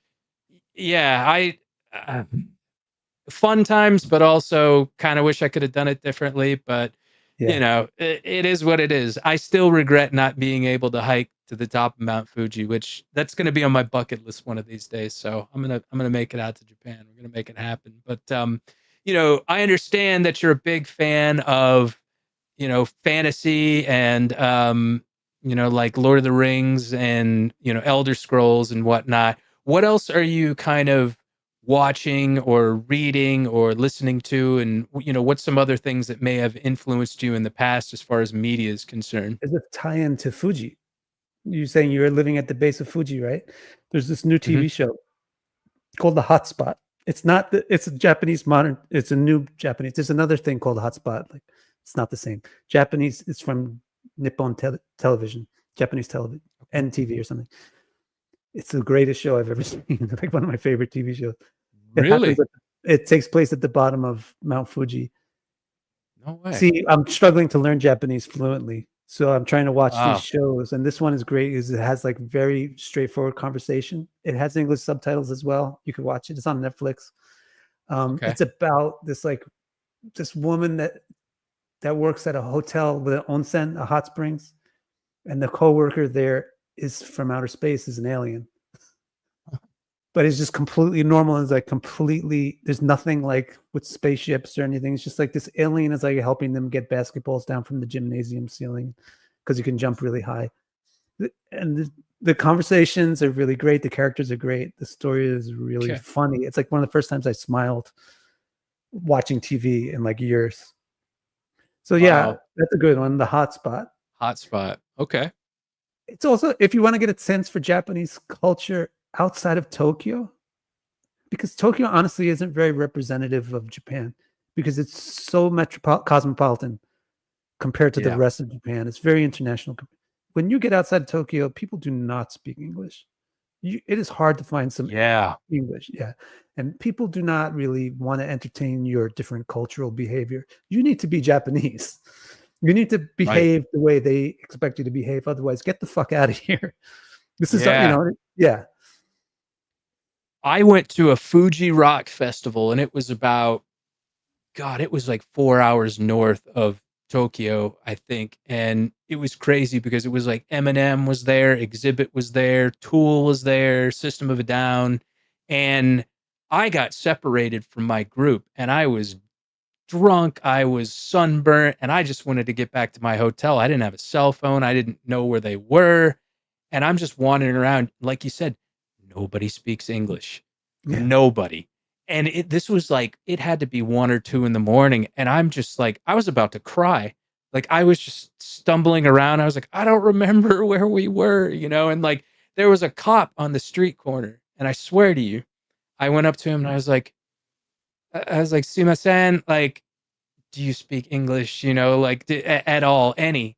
Spoke to me in perfect English with no accent, and I was like, oh my God. I was like, it was like divine providence or something, I was like, oh, this is exactly what I needed, and brought me back to the hotel that I was at. And I remember walking in there, it was like 2 a.m, and I opened the door, and oh no, they wouldn't let me in the hotel. That's what it was. They wouldn't let me in the hotel because the guys that I was staying with, they had to come and get me, and I was like, son of a bitch, and they hadn't woken up yet.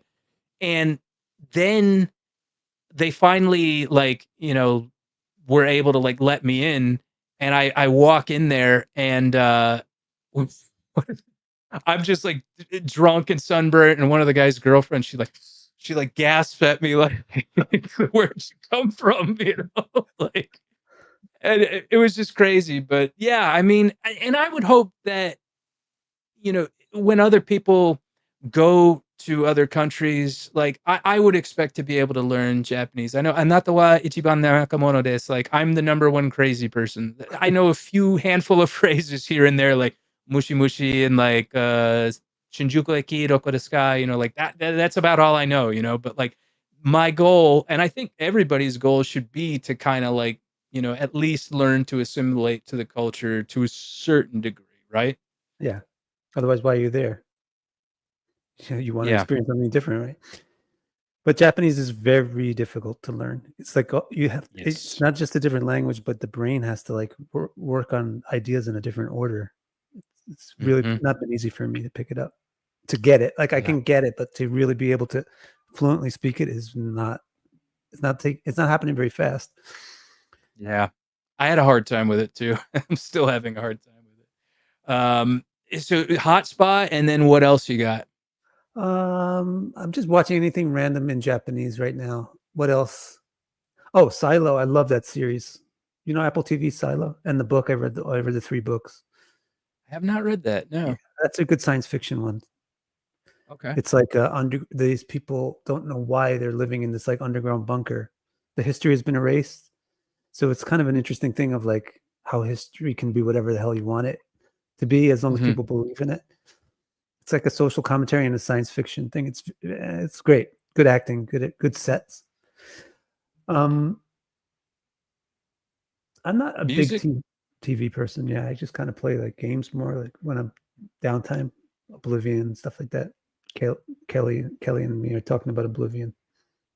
Oh, really? Yeah. I didn't know she was a gamer. She's a gamer. Wow. Okay. I don't get to play online because I only have a Switch, and I just don't invest the time into PC and whatnot. I You got get real Switch too? into. I haven't got the Switch 2 yet. It's too expensive. It's $500. I'm like, Wow. I can't rationalize spending that much money right now. Eventually, I'd like to get one, and I think it's online, but I've still been playing on the Switch one, and I know it's an older game, but I got really into Alien Isolation. Like, I love the Alien series, and that game, you want to talk about just feeling tense all the time, and just like it feels like you're in an actual horror movie, you know? Like, it was so immersive, and I just had such a blast with it. So you're an Oblivion, Elder Scrolls guy, and do you play anything else? Not really. I'm like a mythology lover, so like that's what attracts me to Tolkien, Lord of Elder Scrolls. It's kind of just, it's not really the most original. It's not like the most fundamental, like glorious storytelling in the world. It's kind of like a twist on Tolkien, but it's still good. Like they came up with their cool twists. So like Elder Scrolls concepts, lore, mythologies, just interesting to me. Like I want to be in that world. I like the way that world is. Yeah. I mean, as far as Japanese games, I got really into the Final Fantasy games. Like, I love those games. And I'm not typically a fantasy guy either, but those games are just so immersive, like super fun. I kind of lost touch with them after a while because they got way too modern and they got away from the fantasy aspect. I don't know if you've ever played any of them. I tried for a second and it didn't really grab my attention. Didn't get into it. Yeah. As far as like music, like what are you listening to? Do you feel like there's any new music that deserves recognition? It's a little sad too. Like this, I'm not being musical, which is a little bit sad. Like I need to be musical. It's emotionally healthy, but it's just not happening. But that's another thing I plan to build on the land, which actually I already made the foundation for, is a studio. Oh, cool. So then I could have a drum set in there. I did learn drums recently here in Japan from a teacher, like a couple of times a month. So I picked up like, how you're actually supposed to hold drumsticks. I never knew that. Like, there's a certain way you hold it and you move your fingers. It's not just about moving your arms. Right.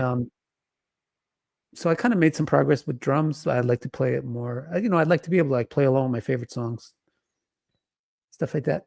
I don't really listen to music because I feel like my music that I would listen to is pretty intrusive to other people in my family. So like I can't just like put on like Chromags or like Quicksand or something in the car because it like pisses other people off. Sure. Right. So I just listen to what they're playing. My second son, is into making music. Kelly, you might know him. You might have met him. I think you met him at the show that was in Connecticut. He came on this last 108 thing that we did with Judge. He makes music like just like everything is from scratch with the computer. Yeah. So it's just like using Cubase or something and like just like looping everything. But he's been doing it for like 2 years now, and it's starting to get legitimately good. Like, cool. So it's starting to like, I like to listen to his beats. He has a good sense of rhythm. Like there's like a lot of electronic music that's going in my ears. I don't know how I feel about it. I don't like the fact that it doesn't, like, I like things that sound like they're organic and real. That was the sound that was my input to the Newbie from a Dead Heart sound. was I didn't want the record to sound like processed or something. I just wanted it to sound like almost broken. It's just like so real that it almost feels like it's broken. Like it wasn't supposed to be this way, but this is the way it got recorded by accident, that kind of feeling. So like electronic music, kind of the antithesis of that. Like everything is so perfect, clean, and doesn't sound like anything that you actually, it doesn't trigger a memory like, oh, I heard this sound in my actual ear once when I was somewhere. It's just like some theoretical sounds. But Right. there are things that I Yeah. like about it. Kelly says, you don't need anything else. Elder Scrolls for life. It's great. Maybe I'll have to play it. Who knows? But are you currently working on any projects as far as writing? Yeah, the Bhagavatam. Like with your, and oh, just- that's right, your Bhagavatam. I finished Yoga Sutra, which is a fascinating book because it's like, first of all, it's extremely old. It's the bridge between Buddhism and the rest of development in India. So, for example, from Vaishnavism is got a bridge to Buddhism, and Buddhism previous to Buddhism is Vedic, like ritualism. So there's the bridge between Buddhism and the Upanishadic era of Indian philosophy is yoga. And there's this book called Yoga Sutra. It's very old. It's contemporary of Bhagavad Gita in terms of what how old the manuscripts are. And the content of it is so amazing. It's just psychology. It's straight, like at least 60% of it is just like straight up psychology, how the mind works, and what happens in the mind when you have different kinds of experiences, and then of course how you can proactively take control of it, what kind of results you can get from it, etc. But I just worked on that. Hopefully my passionate nature is not going to leave it behind in the dust. This I feel like it deserves like a couple of more like polishes, and then maybe I'll also I wish somebody would publish it. I don't know if anybody's listening to this. I wish somebody would publish it. Like I don't have access. That's not my crowd. Like the people that would want to buy that book. So I wish it was like a publisher who would take some of my books, like Yoga Sutra, and publish it. There's a huge audience, but I have no access to it. Anybody's listening? Yeah. You heard it. So yeah, there's a few people that have tapped into the show, and one of my guests got a big donation for a film that he was doing. So it's always possible. Never know. But yeah, I definitely like to read those whenever they're completed for sure. And one question that I like to ask to every guest that I have on here is, what is one piece of advice that you would give to your younger self?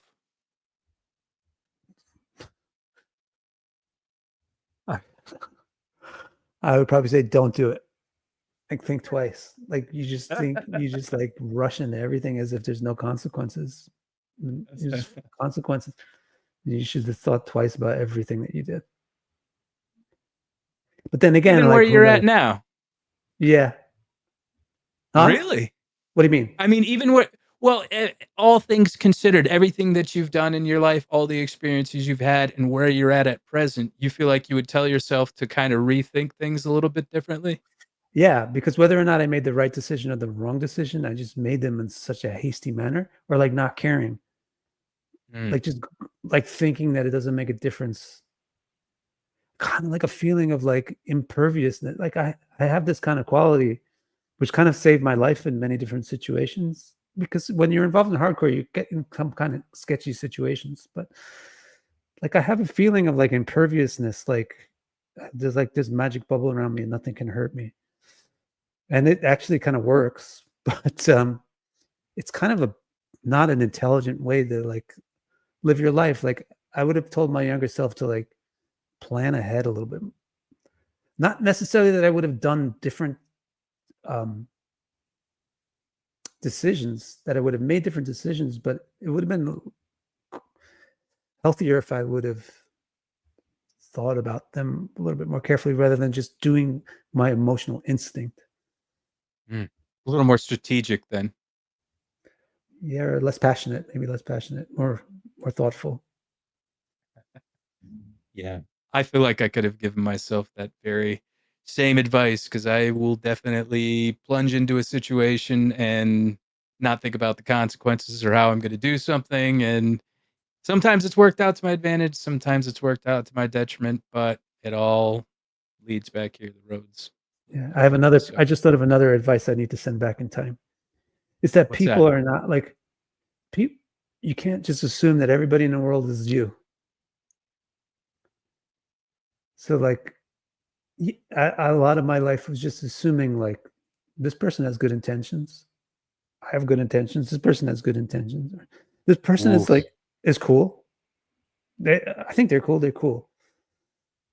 Bro, I think it would be better to just like chill and like examine the person, like be a little bit more doubtful of people, not just thinking that everybody's cool. But on the plus side of being a person like me, you kind of help people to be cool. Like I feel like people react to the way that you act, the way that you treat them. Also, so in some sense, if you think like somebody is a thief, you bring out the instinct in them to be a thief. But if you think that somebody is a saint, you kind of bring out the instinct in them to be a saint. I don't know. Yeah. I'm not in too much of a rush to send back advice to myself because I would screw up something else different anyway.